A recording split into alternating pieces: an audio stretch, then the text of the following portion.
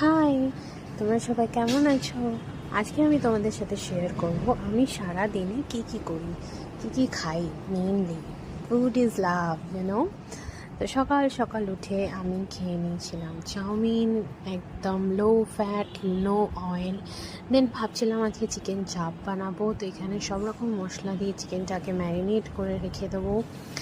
দেন ছিল আজকে লাঞ্চে লাল শাক, প্রথম খাওয়ার জন্য লাল শাক ভাজা, অ্যান্ড দেন যে চিকেন চাপটা বানিয়েছিলাম। তোমরা যদি এই চিকেন চাপের রেসিপিটা চাও তাহলে অবশ্যই আমাকে কমেন্ট সেকশনে জানিয়ে দিও, আমি এটা একটা সেপারেট ভিডিও নিয়ে আসবো তোমাদের জন্য। খুবই ইজি, খুব কম সময়, জল ছাড়া চিকেন চাপ, খুবই টেস্টি হয়েছিল। মাংসটা একদম সফট, খুব ভালোভাবে সেদ্ধ হয়েছিল।